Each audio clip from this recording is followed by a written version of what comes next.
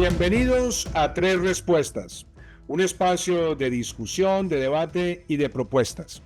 Nuestro invitado hoy es Enric Sala, el oceanógrafo en jefe de la National Geographic, experto en la naturaleza, autor de un maravilloso libro que se llama The Nature of Nature y una de las personas que más contribuye globalmente a la protección de nuestra biodiversidad marina, que más trabaja por la protección de los arrecifes coralinos y que es una de las voces más importantes en llegar por lo menos a un 30% de áreas marinas protegidas globalmente. Enric, es un placer tenerte en Tres Respuestas. Señor presidente, muchas gracias por invitarme. Bueno, yo quisiera empezar con una pregunta personal. ¿De dónde nace esa pasión de Enric Sala por los océanos y cómo se fue formando ese motivo de existencia tan importante y que te define a ti como persona? Bueno, pues muy fácil. Yo nací en Cataluña, en la Costa Brava, en la costa mediterránea de España. Y de chico, yo recuerdo desde bien pequeño viendo los documentales de Jacques Cousteau en la televisión. Y después tenía la suerte de que los veranos los pasábamos en la Costa Brava y mientras mi padre trabajaba en un restaurante, mi madre y mi hermano y yo pasábamos el día en la playa. Entonces yo desde pequeño me la pasé en el mar. Y viendo los documentales de Cousteau, eso me inspiró, era un sueño para mí. Yo cuando era chico quería ser un buzo en el calipso, ese era mi sueño. Y luego muchas cosas pasaron, pero todo comenzó por esa infancia en el Mediterráneo.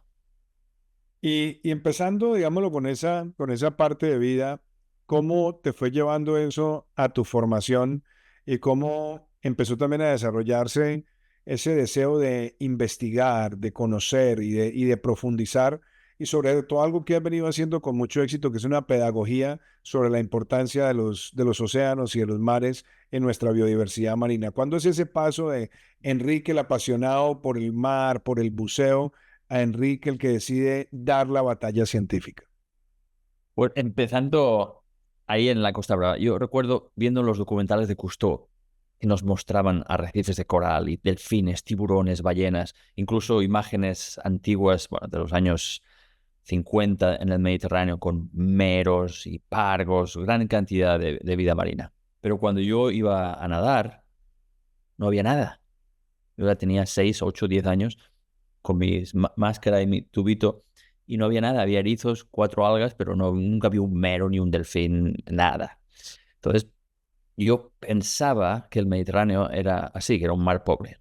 Entonces comencé a estudiar biología marina y cuando cumplí 18 años, entonces decidí como así, para seguir el sueño ese de yo todavía quería ser un buzo en el calipso, hice mi curso de buceo.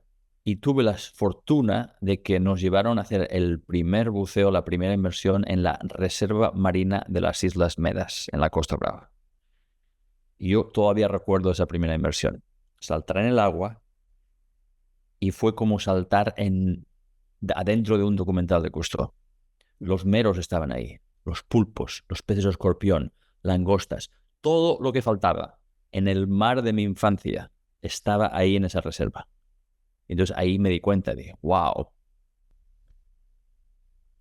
todo el Mediterráneo debía haber sido así. Este lugar está así porque está protegido, no se pesca y la vida marina se ha recuperado. Entonces ahí me di cuenta de la oportunidad que tenemos, ¿no? De las posibilidades, de la capacidad que tiene el mar de recuperarse. Luego estudié biología, fui a hacer un doctorado a Francia, un postdoctorado en California, en la institución de oceanografía Scripps, y me convertí en un profesor y ahí me di cuenta de que lo que pasaba en el Mediterráneo pasaba por todo el mundo, la sobrepesca, cambio climático, y los impactos humanos. Pero ahí fue desde pequeñito, yo fui muy aburrido porque muy predecible, porque todo el mundo, mis amigos querían ser esto, luego lo otro, y yo lo tenía clarísimo. Bueno, pero yo creo que esa es la explicación también de una favorable obsesión por la naturaleza y sobre todo también por los océanos. Y Enrique, tú te has dedicado mucho a estudiar qué está pasando con los océanos, cómo protegerlos, pero no todas las personas en el mundo son conscientes de lo que significa el océano, la biodiversidad marina. ¿Qué debería conocer todo ciudadano sobre los océanos, si de pronto lo podrías simplificar en algunos conceptos para que todas las personas sean mucho más conscientes de la necesidad de protegerlos y también de la necesidad de que muchas personas que a pesar de no vivir en las costas y que están de pronto distantes de las costas, su comportamiento también influye sobre la protección o sobre la destrucción de la vida en los océanos. Sí, pues son muchas cosas, pero para simplificarlo, sin el mar no estaríamos en este planeta. No hay vida en Marte, porque no hay agua, no hay una atmósfera. El mar ha capturado la mayor parte del calor generado por las actividades humanas desde la revolución industrial. Si no, el mar no hubiera capturado todo ese calor, ahora mismo la temperatura aquí no estaríamos a 2 grados centígrados por encima de la media, ¿no? Que es lo que intentamos evitar. Estaríamos a 36 grados centígrados por encima. Sin el mar, la Tierra sería Venus, inhabitable, al menos para la vida humana. El mar regula el clima, ayuda en el ciclo del agua, nos da más de la mitad del oxígeno que respiramos. Entonces, incluso si estás en medio del continente, ahí estás beneficiándote del mar por la lluvia, el oxígeno, pero aparte para las poblaciones costeras, por supuesto, protección de la costa, manglares, arrecifes de coral que protegen la zona costera, la infraestructura, vidas humanas del embate de las olas y de tormentas, y da puesto de trabajo a cientos de millones de personas y alimenta a más de 1.500 millones de personas. Entonces, sin el mar no tendríamos la vida tan maravillosa que tenemos aquí en el planeta Tierra. ¿Y qué le estamos haciendo al mar? 3 cosas básicamente. Una, estamos sacando peces más rápido de lo que se pueden reproducir, que es lo que se llama la sobrepesca. Entonces, las poblaciones de peces van para abajo en casi todo el mundo. Segundo, la contaminación. Contaminación, todo el mundo ahora está preocupado por el plástico porque es una cosa que se puede ver, pero hay contaminación química de agentes nocivos que no podemos ver también, que es a nivel global. Entonces estamos echando todo ese veneno en el mar que los peces absorben y nos lo acabamos de comer nosotros mismos. Y el tercero es el calentamiento global, que hace que el mar se caliente y sea más ácido, lo cual está matando arrecifes de coral y otras especies alrededor del mundo. Y Enrique, hay un tema que yo creo que cada vez está tomando más conciencia en la ciudadanía y es el papel de los mares y los océanos en la crisis climática que enfrentamos. Vemos primero un deseo que hasta ahora no se ha logrado materializar de estabilizar la temperatura, por lo menos esos crecimientos en 1,5 grados centígrados. Hemos visto también discusiones muy profundas sobre las emisiones, pero muchas personas no son conscientes que cuando se destruyen los arrecifes de coral en el mundo, producto, entre otras, de la pesca de arrastre, la cantidad de emisiones que se empiezan a generar en el mar pueden ser tan grandes como todas las emisiones anuales de la industria aeroespacial. Tú has sido muy claro en llevar este mensaje pedagógico. Has hecho además unos cortometrajes muy precisos. Lo has venido haciendo con una organización que fundaste y que lideras, que es Pristine Seas, dentro de National Geographic. ¿Cómo hacemos para que el mundo entienda que esa destrucción de los arrecifes está trayendo también una de las principales causas de emisiones de gases de efecto invernadero? Sí, bueno, usted fue muy persistente y efectivo en asegurarse que el mundo en las cumbres de las Naciones Unidas de la Convención del Clima, que el mar es un actor esencial.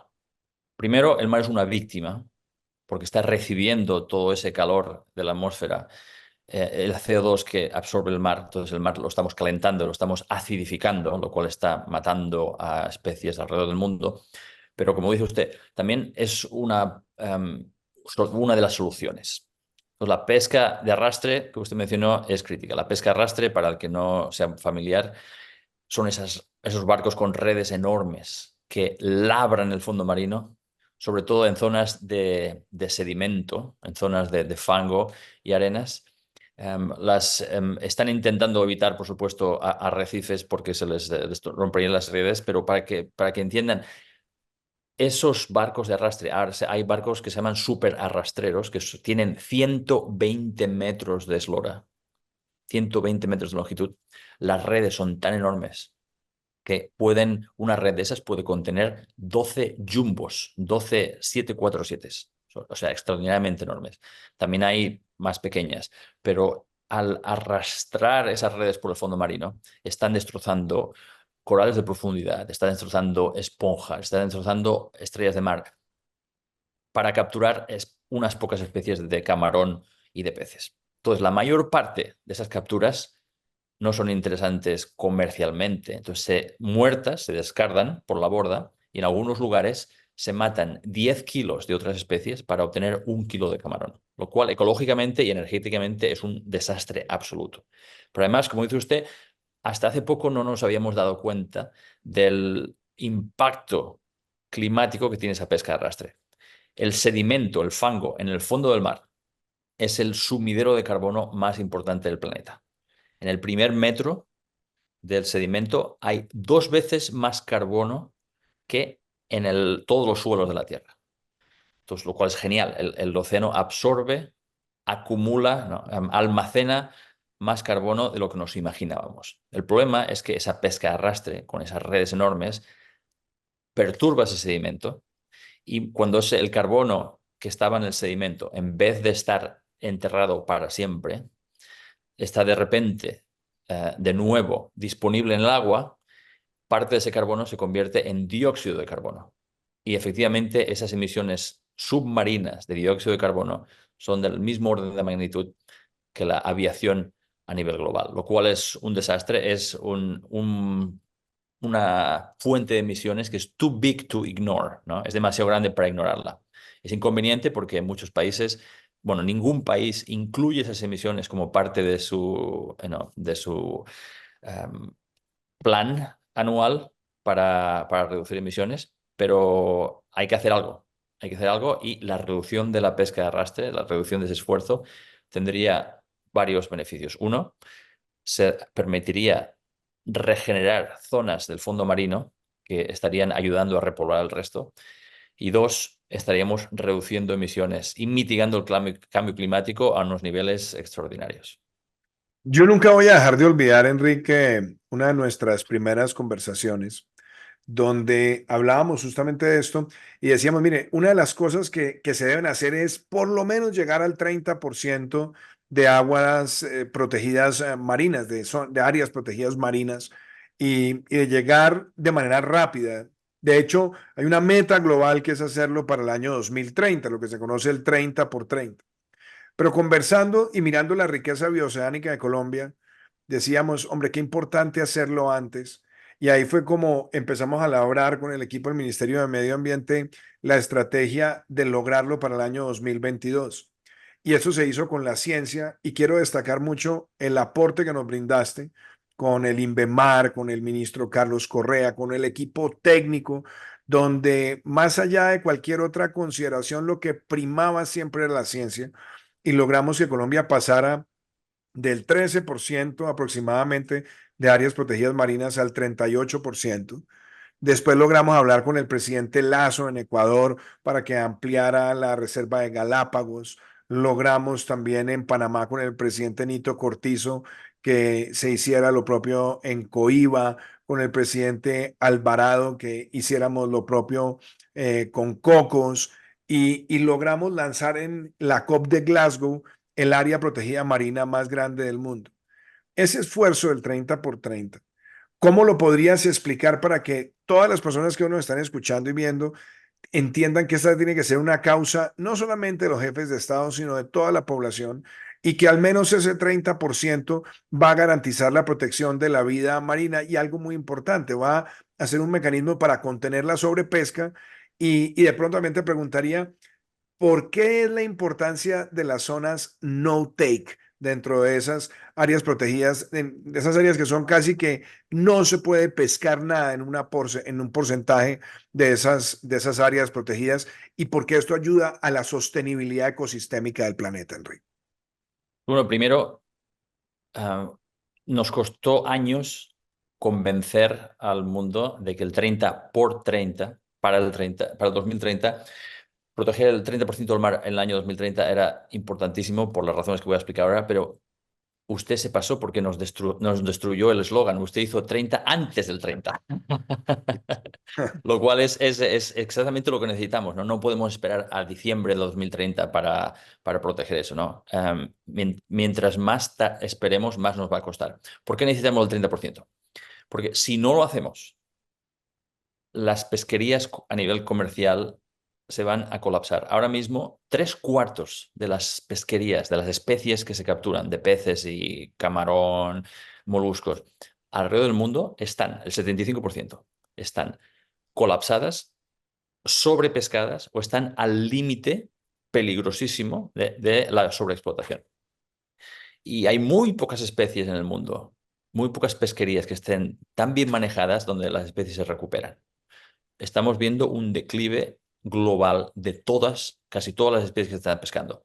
Si se maneja bien la pesca, entonces se está mejorando un poquito, se está disminuyendo un poquito el declive, pero sigue siendo el declive. Si desaparece toda esa vida marina, todos los beneficios que obtenemos de esas especies van a desaparecer. Si continuamos destrozando manglares, no va a haber protección para la zona costera y se van a perder muchas vidas marinas en el próximo tsunami, ¿no? En el próximo huracán. Entonces, todos esos beneficios que nos proporciona el mar, si no protegemos al menos del 30%, los vamos a perder. Van a haber extinciones de especies que nunca más vamos a poder recuperar. Y eso va a ser irreversible. De la misma manera que sabemos cuál sería el impacto de 3 grados centígrados o 4 grados centígrados más en la atmósfera, lo cual sería catastrófico. Ya vemos ahora mismo los ejemplos catastróficos del calentamiento global con estos extremos, eventos extremos meteorológicos.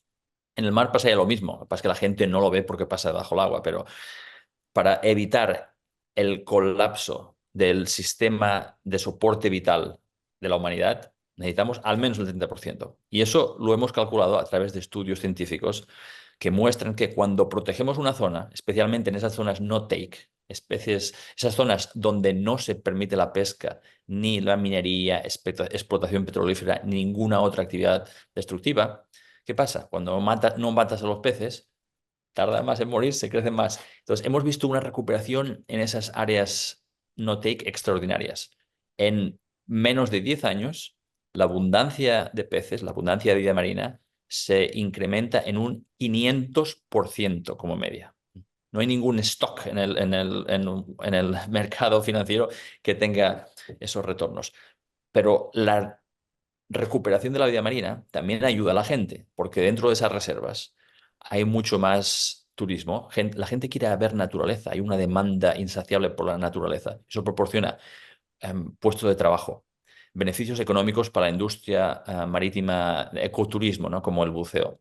Pero además, los peces en esas reservas alcanzan tales tamaños y cuando hicimos la investigación en unos montes submarinos al sur del santuario de Malpelo en Colombia, descubrimos con el submarino unas especies, hay una especie de mero de profundidad y vimos que los meros en ese lugar que está protegido son un 30% más grandes que la talla máxima que se reportó jamás. O sea, en esas reservas podemos ver cómo el mar llega a su potencial máximo, ¿no? Entonces, esas especies que son tan grandes, esas hembras que son tan grandes, producen millones de huevos cada una. Esas hembras enormes son las que ayudan a repoblar toda la población. Entonces, desde esas reservas, de esas áreas no take, se exportan tantos huevos y larvas, y hay peces también que viajan afuera. Entonces, ese efecto de derrame ayuda a repoblar las áreas aledañas y los pescadores están pescando más ahora alrededor de esas áreas no take que antes cuando estaban pescando por todos lados. Es por eso que el 30 por 30 significaría más capturas de pescado para todos, más beneficios como protección costera, mitigación del cambio climático, ¿no? También más secuestro de carbono, lo cual nos ayudaría a todos, etcétera, etcétera, etcétera. Todos esos beneficios los vamos a perder a menos que protejamos el 30% del océano. Y Enrique, ¿cómo conectamos esa cruzada del 30% con la labor que vienes desarrollando en este programa que fundaste que se llama Pristine Seas? ¿Por qué no nos cuentas un poco de ¿Qué es ese sueño? ¿Cómo lo has ido materializando? Y algo que también es muy importante, ¿cómo puede también la ciudadanía contribuir a la labor de Pristine Seas que se adelanta desde la National Geographic? Bueno, Pristine Seas, yo creé Pristine Seas, estaba en la Universidad de California, era profesor y estudiaba los impactos humanos en el mar, los impactos de la sobrepesca y el calentamiento global. Y un día me di cuenta de que todo lo que estaba haciendo era simplemente escribir la esquela mortuoria, el obituario de la vida marina. Entonces me sentí como el doctor que le dice cómo se va a morir con un detalle extraordinario, pero sin ofrecer una cura. Entonces ese día decidí abandonar la academia y dedicarme a la cura, dedicarme a ayudar a proteger el mayor número de zonas posibles. Entonces fui a National Geographic, me a la puerta y les dije, ¿qué les parece si hacemos un proyecto para ir a los sitios más salvajes del mar, los sitios vitales, mostrar lo importantes que son y inspirar a las comunidades locales, inspirar a los gobiernos a que los protejan antes de que sea demasiado tarde? Entonces, les gustó la idea, me mudé a Washington en el 2008 y desde entonces creé este equipo de científicos expertos en policy, en comunicaciones, un equipo de cinematógrafos y trabajamos con gobiernos, con comunidades locales y con socios de agencias de investigación, por ejemplo, en diferentes países alrededor del mundo.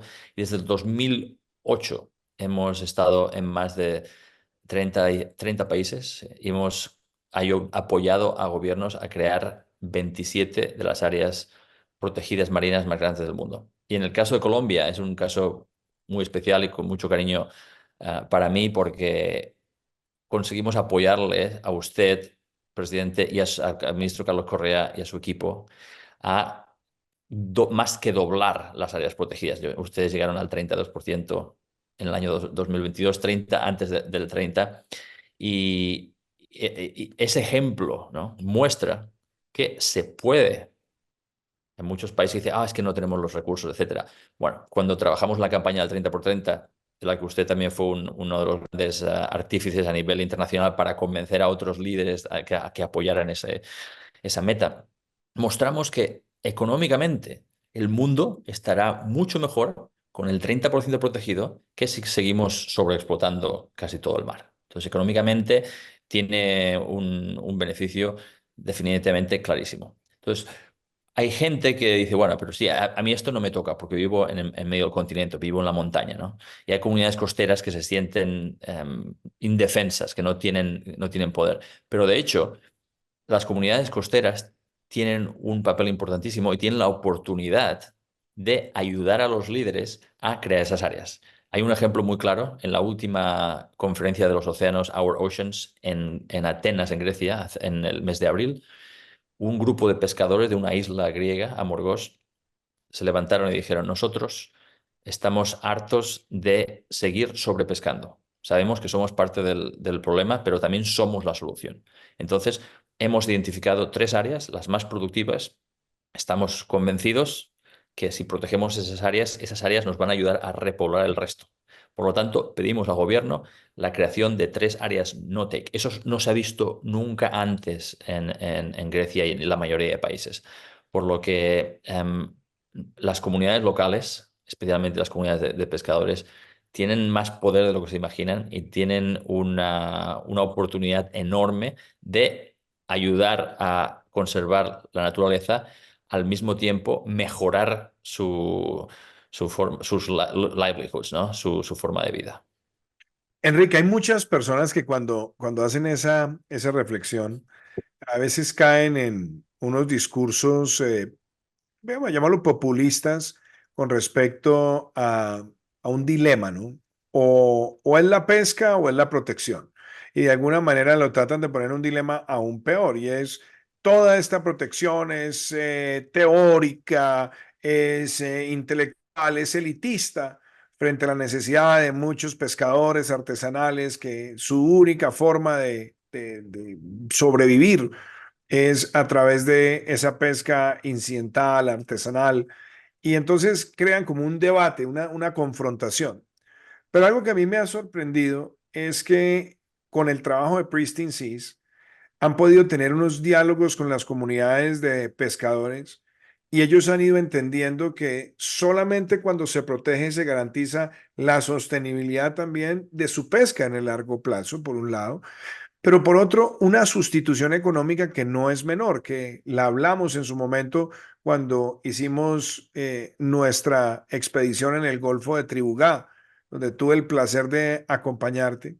Y ahí es también ver cómo cuando se protege y se empieza a disfrutar ese patrimonio de la biodiversidad marina o la diversidad marina, los pescadores empiezan a migrar de pronto a servicios para los que van a hacer esas expediciones, para los que están haciendo un turismo, llamémoslo más científico, más ecológico, de mayor contacto, y ahí también los niveles de ingreso mejoran sustancialmente. ¿Por qué no nos hablas un poquito también de las experiencias que has tenido en el mundo con comunidades de pescadores donde ellos han transformado su proyecto de vida en función de trabajar articuladamente con la protección del mar? Sí, estoy totalmente de acuerdo con usted de que en algunos sitios las comunidades locales son utilizadas por populistas para crear una confrontación que no existe, que no es real. Existe efectivamente esa percepción para muchos de que es la pesca o el resto, ¿no? Pero de hecho no hay futuro para la pesca, no hay futuro para las comunidades que dependen del mar sin protección. Porque los beneficios que obtenemos del mar, los beneficios que el pescador en el Golfo Tribugado obtiene del mar, vienen de que haya vida marina. Si no hay vida marina, no hay pesca.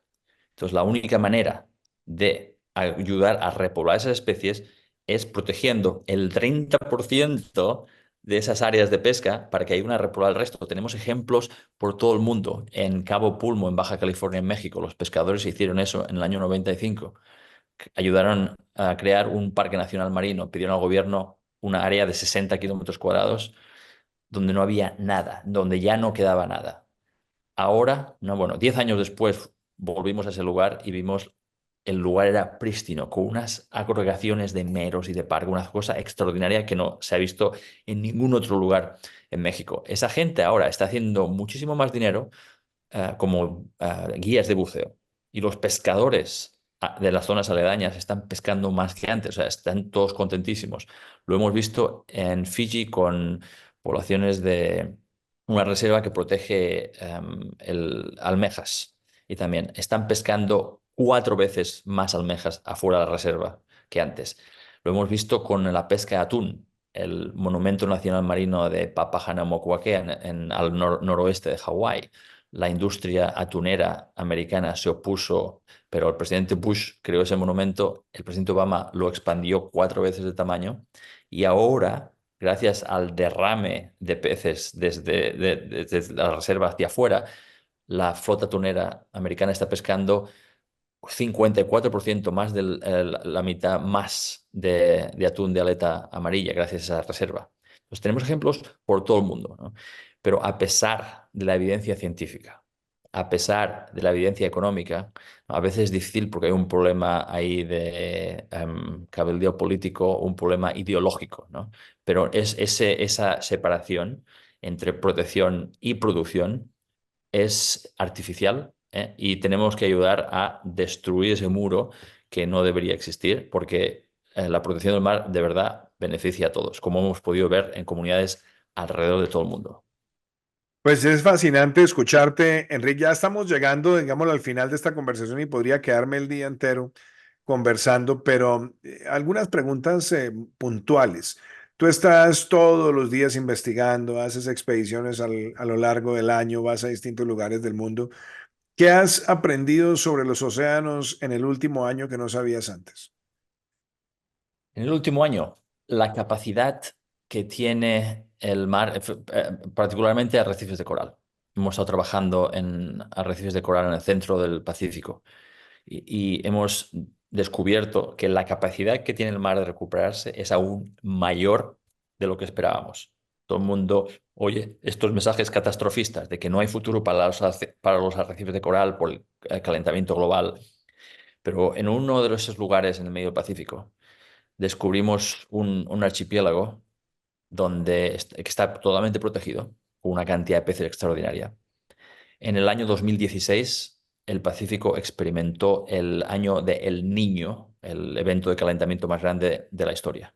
La mitad de los corales murieron ese año, pero regresamos el año pasado. Y cuando saltamos al agua, no nos podíamos creer lo que vimos. O sea, el coral se había recuperado completamente, el arrecife entero, sin ninguna manipulación humana. Simplemente protegiendo la zona, no pescándola y dejando que la naturaleza se recupere y se restaure a sí misma. Entonces estamos ahora trabajando en la publicación de un estudio científico. También tenemos un documental que está en Disney Plus y en Hulu, que se llama Super Reefs. También hay un corto en YouTube, Super Reefs, Pristine Seas. Y ahí se podrán ver la diferencia, las imágenes antes y después, y eso es debido a el océano, debido a la vida marina, debido a la capacidad tan extraordinaria que tiene el mar de recuperarse si le dejamos. Enrique, y en esa misma línea, participaste con tu equipo, lo estructuraste y se hizo la premiere el año pasado en Colombia del documental conocido como Colombia Azul, que cuenta mucho ese trabajo del 30 antes del 30, de las expediciones, del trabajo científico, inclusive un ejercicio precioso sobre la migración y los movimientos geográficos en las distintas costas de varias especies. ¿Cuándo podrán los colombianos y toda la audiencia global poder conocer ese documental a fondo? ¿Cuándo crees que estará en plataformas? Si lo estamos, lo que queremos hacer es ponerlo a disposición de todos los colombianos y de la gente en el mundo. Entonces, ahora mismo estamos en el proceso de subir todos los documentales de Pristine Seas que hemos hecho, que no estén ya en Disney Plus o en National Geographic, los vamos a subir todos a YouTube para que todo el mundo los pueda ver gratis, para que todo el mundo los pueda ver sin tener que estar suscritos. Y ese documental que hicimos sobre la Colombia Azul fue muy especial porque, bueno, primero, aún todavía le agradezco que nos invitaran a poder apoyarlos en este proceso tan extraordinario para llegar al 30 antes del 30.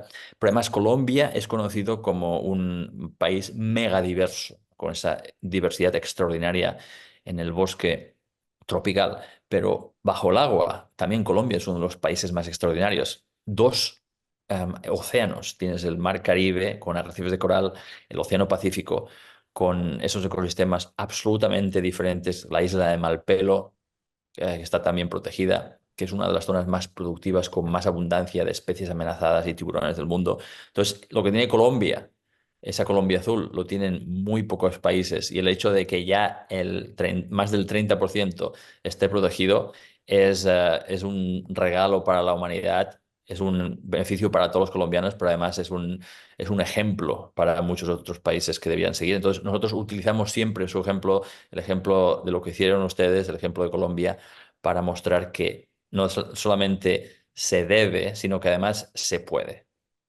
Y Enrique, mi última pregunta. Hace unos años salió un documental muy bonito que se llama Mi amigo el pulpo, que lo hemos visto en varias plataformas, que es realmente una forma muy, yo dijera, sutil, quizás noble y profunda de mostrar esa relación de los humanos con las especies marinas. Si yo le preguntara a Enrique Sala, bueno, de todos los animales que están en esa inmensidad de los océanos, ¿cuál es el favorito de Enrique Sala? ¿Qué contestaría Enrique Sala? Bueno, primero lo del pulpo. Yo no he comido pulpo desde que vi ese documental. Tengo tantos amigos que me dicen, desde que vi ese documental y me di cuenta de lo inteligente, los maravillosos, lo extraordinarios que son los pulpos, paré de comer pulpo. Pero no, es difícil porque hay tantas especies que he tenido la fortuna de ver en el mar. Tantísimas, extraordinarias, como tiburón martillo, tiburón ballena, delfines. Pero quizá una, por lo reciente, es el cachalote. El cachalote, con mi esposa Christine y con nuestro equipo trabajamos en Colombia, con Dominica, perdón, con el gobierno de Dominica en el Caribe para crear la primera reserva de cachalotes del mundo. Ahí hay una población de 200 cachalotes que reside todo el año. En la parte oeste de Dominica, el fondo marino baja precipitadamente hasta más de 1000 metros y ahí es donde vive el calamar gigante. Y los cachalotes realizan buceos de 45 minutos a 1000 metros de profundidad para capturar el calamar gigante. Mm. Suben a la superficie, pasan 15 minutos descansando y luego otra vez 45 minutos al fondo y a la superficie. Y son grupos de hembras, son grupos matrilineales, abuelas, madres e hijas. Los machos, después de 10 años, se van y tienen vidas solitarias. Entonces hay esos grupos de señoras de cachalotes hembras que pasan ahí todo el año y se comunican con clics. Entonces es extraordinario poder. Yo he tenido la fortuna de nadar, como tuvo el ministro Correa, también tuvo la oportunidad de nadar. Espero que usted venga uno de estos días con esos cachalotes que son enormes, 10-12 metros de profundidad, con dientes que son tan grandes como los del Tyrannosaurus Rex, pero son unos gigantes dóciles. Y los cachalotes pequeñitos, que igual tienen 4 metros, se acercan y hacen esos clics. Entonces notas todo ese, la ecolocación, la notas en tus huesos. Esa experiencia fue una de las más extraordinarias de mi vida. Pues es absolutamente fascinante escucharte, Enrique. De verdad es un honor tenerte en tres respuestas.